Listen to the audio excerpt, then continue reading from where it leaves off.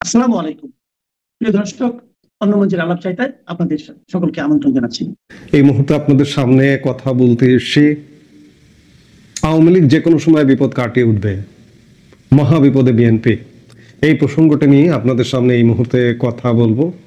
কথা বলবার আগে আমরা রাকসু নির্বাচনের ফলটা একটু দেখে আসতে চাই, তারপরে আলাপ করতে চাই। ইতিমধ্যে বিভিন্ন বিশ্ববিদ্যালয়, বিশেষ করে বাংলাদেশের সবচেয়ে পুরনো যে 4টি বিশ্ববিদ্যালয়, ঢাকা বিশ্ববিদ্যালয়, জাহাঙ্গীরনগর বিশ্ববিদ্যালয়, চট্টগ্রাম বিশ্ববিদ্যালয় এবং রাজশাহী বিশ্ববিদ্যালয়ে ছাত্র সংসদ নির্বাচন অনুষ্ঠান অনুষ্ঠিত হয়ে গেল। আমরা রাকসুর ফলাফলটা দেখি যে রাকসুতে কেন্দ্রীয় রাকসুর মোট পদ হচ্ছে 23টি। 23টির মধ্যে 20টিতে ছাত্র শিবির জয়ী হয়েছে, জয় পেয়েছে এবং অন্য প্যানেল থেকে 3টি পদ পেয়েছে। এর মধ্যে খুব উল্লেখযোগ্যভাবে লক্ষণীয় একটি বিষয় যে ডাকসু, জাকসু, চাকসু নির্বাচনে ছাত্রদল কোনো পদ না পেলেও রাকসুতে গিয়ে একটি পদ পেয়েছে, তাও আবার সেটি ছাত্রদল বা বিএনপির জন্য নয়। যিনি সেখানে ক্রীড়া সম্পাদক পদে প্রার্থী, যিনি এক নারী, তিনি জাতীয় ফুটবল দলের একজন খেলোয়াড়। তার জাতীয় ইমেজের কারণে তিনি ছাত্রদলের প্যানেল থেকে ভোট করে জয়ী হয়েছেন।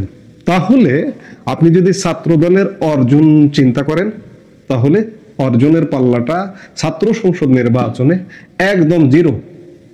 এবং এই জিরো হবার ফলে দাঁড়াচ্ছে কি, ছাত্র শিবিরের জয় জয়কার অবস্থা। ছাত্র শিবিরের মূল দলকে জামাতে ইসলামী বাংলাদেশ, আর ছাত্র দলের মূল দলকে বাংলাদেশ জাতীয়তাবাদী দল বিএনপি। এই যে ছাত্র সংসদ নির্বাচন গুলোতে ভরাডুবি, ভয়ঙ্কর ভরাডুবি, এরপরে বিএনপি ভাবছে ক্ষমতায় যাবে। বিএনপি যদি এর পরেও ভেবে থাকে যে ক্ষমতায় যাবে, তাহলে বিএনপির জন্য আরো বিপদ, মহা বিপদ। আমি শুরুতেই বলেছিলাম যে আওয়ামী লীগ বিপদ যে কোনো মুহূর্তে কাটিয়ে উঠবে, আর বিএনপি মহা বিপদে। আমাকে যদি কেউ জিজ্ঞেস করে যে এই মুহূর্তে যে দুটি দলকে প্রধান রাজনৈতিক দল, সবচেয়ে বড় রাজনৈতিক দল, বাংলাদেশের 55 বছরে সবচেয়ে বেশি সময় দেশ পরিচালনা করা দুটো রাজনৈতিক দল আওয়ামী লীগ এবং বিএনপি, কে বেশি বিপদে? আমি বলবো বিএনপি মহা বিপদে। 10 নম্বর মহা বিপদ সংকেত তার উপরে যাচ্ছে, বিএনপির উপরে। আর আওয়ামী লীগ হ্যাঁ বিপদে আছে, কিন্তু আওয়ামী লীগের এই বিপদ যে কোনো মুহূর্তে কেটে যেতে পারে।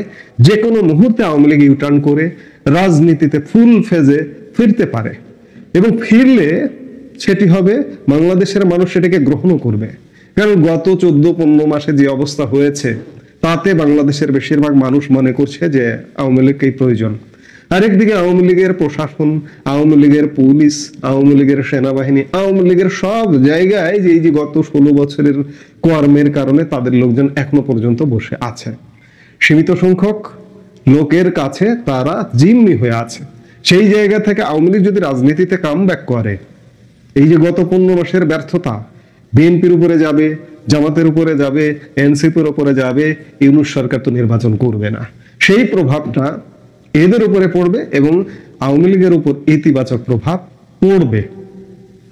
আর যদি ইউনূস সরকার কিংবা সেনাবাহিনীর খুব সীমিত একটি অংশ, আমি বারবারই বলি সেনাবাহিনীর বেশিরভাগ মানুষ মুক্তিযুদ্ধের সপক্ষের শক্তির, কিন্তু তারাও জিম্মি হয়ে আছে ওই সীমিত সংখ্যক মানুষের মধ্যে। এই সীমিত সংখ্যকই আমাদের ভাগ্য নিয়ন্ত্রকের ভূমিকায় অবতীর্ণ হয়েছে, আমাদের কলকাঠি নাড়ছে। এই বিদ্যমান ব্যবস্থায় যদি ডক্টর ইউনূসের সরকার নির্বাচন করতে পারে, আওয়ামী লীগকে বাইরে রেখে জামাতকে ক্ষমতায় মসনদে বসানো, এটা একদম নিশ্চিত। কিন্তু এখানে আন্তর্জাতিক নানা রকম খেলা আছে। এই আন্তর্জাতিক খেলার কারণে রাকসু নির্বাচন যেভাবে করা যাচ্ছে, জাতীয় নির্বাচনটা সেইভাবে করে জামাতকে ক্ষমতায় বসানো যাবে কিনা সেটি কিন্তু বিলিয়ন ডলারের প্রশ্ন। তবে একটি কথা বলে রাখি, জামাত কিন্তু বসে নাই। হাজার হাজার কোটি টাকা লাগিয়ে, লবিস্ট লাগিয়ে তারা কিন্তু অনেক অগ্রগামী, তারা কূটনৈতিক ভাবে ম্যানেজ করবার চেষ্টা করছে। বিএনপি এখনো শিশু হয়ে বসে আছে। এমনকি ভারতকে ম্যানেজ করবার জন্য লবিস্ট পর্যন্ত লাগানোরও চেষ্টা করছে।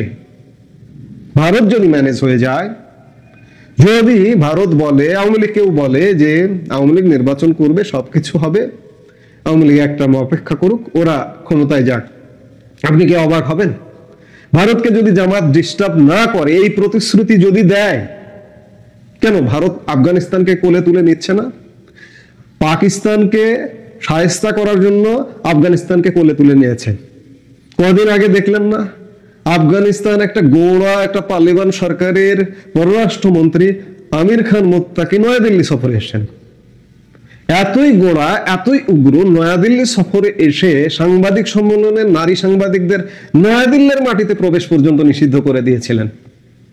সেই আফগানিস্তানকে কোলে তুলে নিয়েছেন। মুসলিম হিন্দু বড় কথা নয়, ভারত যেটা চায়, ভারত সকলের সাথে বন্ধুত্ব, কারোর সাথে খুব সহজে, কেউ যদি খুব ডিস্টার্ব না করে, কারোর সাথে ক্যাচালে যেতে চায় না, সোজা কথা যেটি।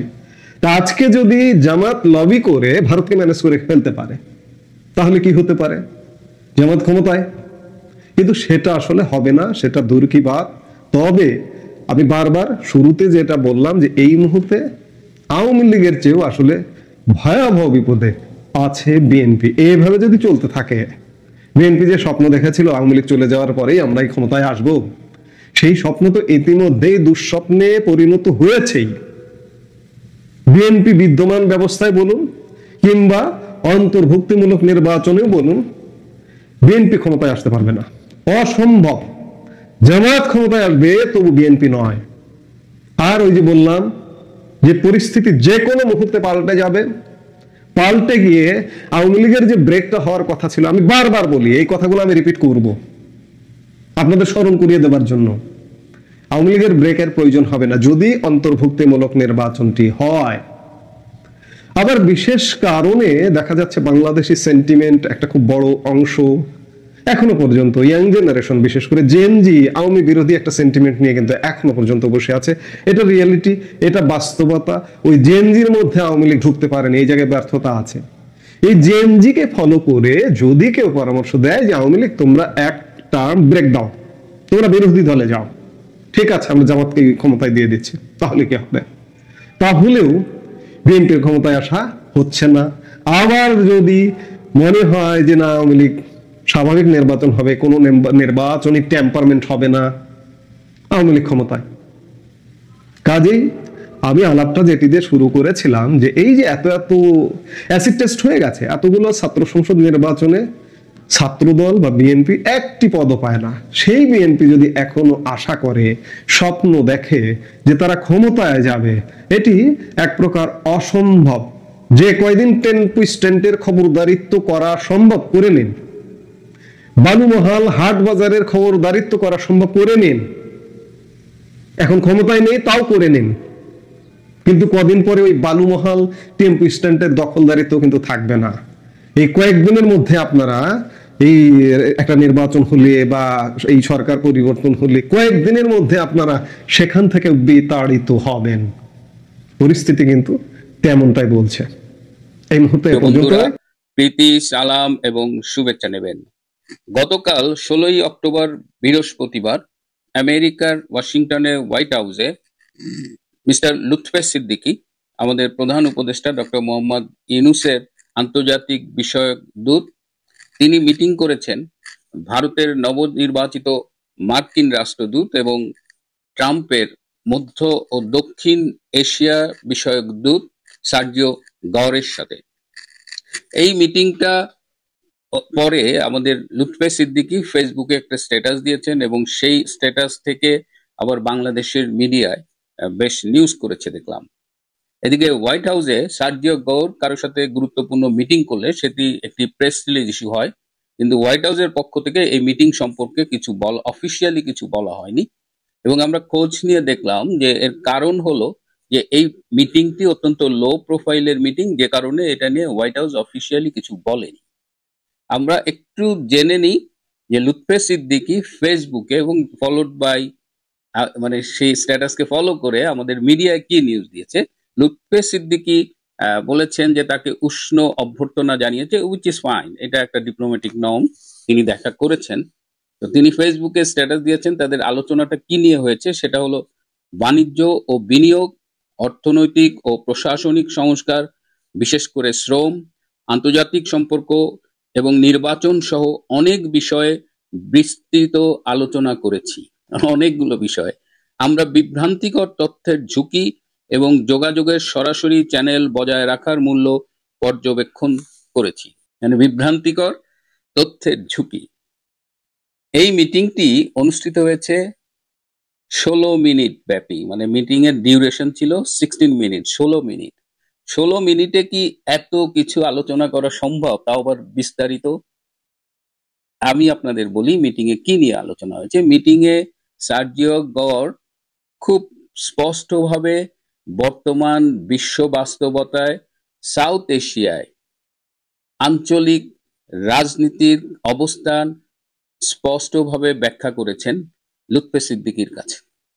আমেরিকা সাউথ এশিয়ায় তাদের ইমিডিয়েট রিসেন্ট পাস্টে তাদের যে অবস্থান ছিল, বর্তমানে সেই অবস্থানটা কি ফর্মে যাচ্ছে এবং বর্তমানকে কেন্দ্র করে ভবিষ্যতে সেই অবস্থানটা কোথায় যাবে, এই বিষয়টি তাকে খুব স্পষ্ট করে বুঝিয়ে দিয়েছে। আমি গত কয়েকদিন ধরে আপনাদের বলবার চেষ্টা করছি যে ট্রাম্পের বাংলাদেশ নীতি বদলে গেছে।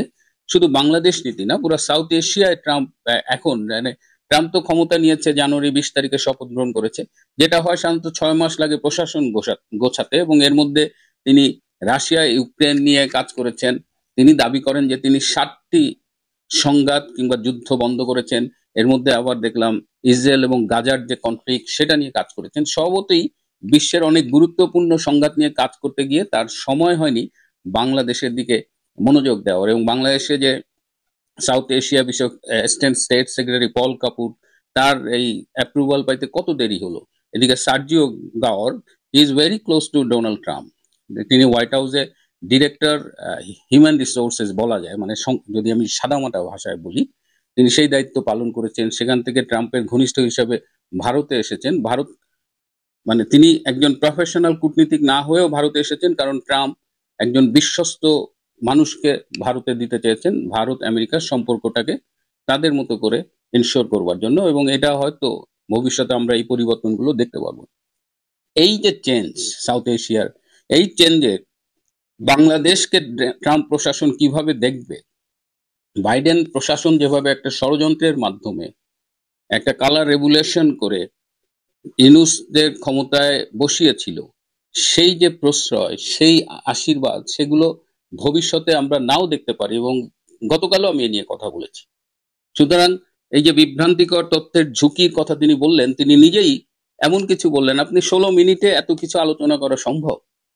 আমার এটা নিয়ে তেমন আপত্তি নাই। উনি ফেসবুকে একটু বানিয়ে বলেছেন, সেটা আবার ডাস্টবিন শফিকের হাতে যখন পড়েছে, ডাস্টবিন শফিক আবার মনের মাধুরী মিশিয়ে গোয়েবলসীয় কায়দায় বাংলাদেশের মিডিয়ায় দিয়েছে, সেটা নিয়েও আমার কোনো সমস্যা নাই। কিন্তু আমার প্রশ্নটা অন্য জায়গায়। এতদিন আমেরিকার এই বিষয়গুলো দেখতেন আমাদের জাতীয় নিরাপত্তা উপদেষ্টা এবং এই রোহিঙ্গা বিষয়ক যিনি হাই হাই রিপ্রেজেন্টেটিভ আর কি, ডক্টর খলিলুর রহমান। দীর্ঘদিন আমেরিকায় তিনি কাজ করেছেন এবং তিনি ইউনূস প্রশাসনের পক্ষে বেসিক্যালি আমেরিকান এই ট্রাম্প প্রশাসন বা তার আগে বাইডেন প্রশাসন বা উচ্চ পদস্থ কর্মকর্তা এদের সাথে নেগোশিয়েট করেন। ডক্টর খলিলুর রহমান কেন এই মিটিংটা করলেন না? এখানে কেন লুৎফে সিদ্দিকীকে এই মিটিংটা করতে হলো? ডক্টর খলিলুর রহমান আসলে কোথায়? বেশ কয়েকদিন হয়ে গেল ডক্টর খলিলুর রহমানকে খুঁজে পাচ্ছি না। তাকে ফোন করলে তার মেসেজ আসে যে আমি এখন ফোনটা ধরতে পারছি না, পরবর্তীতে যোগাযোগ করব, আপনি আপনার নাম ফোন নম্বর রেখে দিন। যে একটা মানে স্ট্যান্ডার্ড একটা মেসেজ আসে, কিন্তু তাকে আমরা পাচ্ছি না। আমি খোঁজ লাগিয়েছি ডক্টর খলিলুর রহমান কোথায়, এবং আমেরিকার এই নেগোসিয়েশন গুলো কি তাহলে খলিলুর রহমান অনার্স করবেন না? খলিলুর রহমানের অবস্থান কি ইউনূস প্রশাসনে বদলে যাচ্ছে? এটা ইনভেস্টিগেশন ইজ অন। আমি এই মুহূর্তে এই সব প্রশ্নের উত্তর দিতে পারবো না। এই প্রশ্নগুলো আমার মনে জেগেছে, and I am trying to find out the answer. কিন্তু এর পরিবর্তে লুৎফে সিদ্দিকীকে খুব স্পষ্ট একটা বার্তা সার্জিও গড় দিয়ে দিয়েছেন যে আগামী দিনে ডক্টর ইউনূস আর সেই প্রশ্রয়টা পাবে না, এবং আপনারা ভাবসাবে সেটা বুঝতে পেরেছেন। এই যে জাতীয় ঐকমত্য কমিশনের যে মেয়াদ শেষ হয়ে গিয়েছিল, সেটিকে আবার 31শে অক্টোবর পর্যন্ত বাড়ানো হয়েছে, 1 মাস বাড়ানো হয়েছে। কারণ এই আলী রিয়াজরা খুব ভালোই এখন বুঝতে পারছেন যে 31শে অক্টোবরের আগে আর পরে পরিস্থিতি কোন দিকে যাবে এটা নিশ্চিত করে বলা যাচ্ছে না। এদিকে আজকে জুলাই সনদের স্বাক্ষর করা হবে, ঘোষণা টোষণা কিসব করা হবে। অনেকে আমাকে বলেছেন আমি যেন একটু জুলাই সনদ নিয়ে কথা বলি, বা আমি আসলে টু বি ভেরি অনেস্ট, আমি জুলাই সনদের কি অবস্থা কি এটা নিয়ে আমি খুব একটা খোঁজ রাখিনি। আমি শুধু জানি যে এনসিপি সাইন করবে না এরকম একটা গো ধরেছে, জামাত সাইন করবে না কিন্তু তারা অনুষ্ঠানে থাকবে, বিএনপি হইলো যে সনদে যাই লেখা থাকুক, পক্ষে থাকুক বিপক্ষে থাকুক তারা সই করবে, কমিউনিস্ট পার্টি তারা মুক্তিযুদ্ধের ধোয়া দিয়ে গণফোরাম তারাও এই স্বাক্ষরে থাকবে না, এরকম কিছু মানে ভাষা ভাষা কথা মানুষের কাছ থেকে শুনি, কিন্তু আমি শুনিনি। আমার একটা সমস্যা হলো আমি টয়লেটে গিয়ে টয়লেট পেপারের ব্র্যান্ড দেখি না, কাজ ব্যবহার করে ফেলি। তো আমার কাছে তো জুলাই সনদ বলেন জুলাই ঘোষণা বলেন এগুলো গুরুত্বহীন কিছু কাগজ মাত্র। সো এটা নিয়ে সময় নষ্ট করবার মতো সময় নাই। আপনাদের নিশ্চয়ই মানে আমরা তো তখন কেউ ছিলাম না, কিন্তু শুনেছি যে মীর জাফর যখন বেইমানি করলে নবাব সিরাজউদ্দৌলাকে হত্যা করা হলো, মীর জাফর তো সাময়িকভাবে বিজয়ী হয়েছিল, কিন্তু ইতিহাস মীর জাফরকে কোন জায়গায় রেখেছে, ইতিহাস নবাব সিরাজউদ্দৌলাকে কোন জায়গায় রেখেছে। বাংলাদেশে জুলাই আগস্টে যারা ষড়যন্ত্র করলো, ষড়যন্ত্র করে বাংলাদেশের মুক্তিযুদ্ধ, বাংলাদেশের স্বাধীনতা, সার্বভৌমত্ব, মানবাধিকার, গণমাধ্যমের স্বাধীনতা, ব্লা ব্লা ব্লা, গণতন্ত্র সবকিছুকে ঝুঁকির মধ্যে ফেলে আপাতত অবৈধভাবে সিংহাসন দখল করে আছে, ইতিহাস তাদের কোথায় রাখবে? আপনিও জানেন, আমরাও জানি, শুধু ওই বেকুব গুলা আপাতত অনুধাবন করতে পারছে না। যাই হোক, এটি নিয়ে আর কথা না বলি, একটা ছোট্ট ইন্টারেস্টিং কথা বলি যে আমাদের সাবেক প্রধানমন্ত্রী এবং বিএনপির চেয়ারপারসন বেগম খালেদা জিয়া তিনি বর্তমানে অসুস্থ হয়ে এভার কেয়ার হসপিটালে ভর্তি আছেন। আপনারা হয়তো অনেকে জানেন কিংবা জানেন না, তিনি একটা ক্রনিক ডিজিজে ভুগছেন দীর্ঘদিন ধরে। তো তাকে এই জুলাই এই যে সনদের স্বাক্ষর অনুষ্ঠানে দাওয়াত করবার জন্য গিয়েছিলেন এই বদ মজুমদার, এই যে নির্বাচন বিষয়ক সুজন টিজন কিসব করতো না, সুশাসনের জন্য নাগরিক, এখন আর সুশাসনের কথা বলেন না, যে কুশাসনের জন্য নাগরিক হয়েছে আর কি। তো সেই বদিউল আলম মজুমদার গিয়েছিলেন, আর একজন গিয়েছিলেন ইনুস স্যারের বিশেষ সহকারী মনির হায়দার, উনি সম্ভবত ইত্তেফাকের সাংবাদিক ছিলেন। এই দুইজন গিয়েছিলেন ম্যাডাম খালেদা জিয়ার কাছে তাকে এই ঘোষণা স্বাক্ষর অনুষ্ঠানে দাওয়াত করবার জন্য। তো ম্যাডাম বদিউল আলম মজুমদারের দিকে তাকিয়ে বলেছে আপনাকে কোথায় যেন দেখেছি। বদিউল আলম মজুমদার তখন তার নিজের পরিচয় দিয়েছেন এবং ম্যাডাম বলেছেন যে আপনি যোগাযোগ রাখবেন। তো এই হলো বদিউল আলম মজুমদারের অবস্থা। ব্যাপারটা আমার কাছে খুব ইন্টারেস্টিং লেগেছে। আমি জানি না ম্যাডামের শারীরিক অবস্থা এখন কেমন। যাই হোক, লুৎফে সিদ্দিকীর এই ফেসবুক স্ট্যাটাসটা না দেখলে হয়তো আজকের এই কথাগুলো বলতাম না। আর জুলাই সনদ স্বাক্ষর করলে কি, ঘোষণা করলেই কি যার অবস্থা মানে ওইটা ফ্লাস্ট হয়ে যাবে, ইতিহাস তাই টয়লেটে ওই ঘোষণাপত্র ফ্লাশ করে দেবে, এই নিয়ে কোনো সন্দেহ নেই। প্রিয় বন্ধুরা, আজ এ পর্যন্তই। ভালো থাকবেন, সুস্থ থাকবেন, তার চেয়েও জরুরি হলো নিরাপদে থাকবেন। সবাই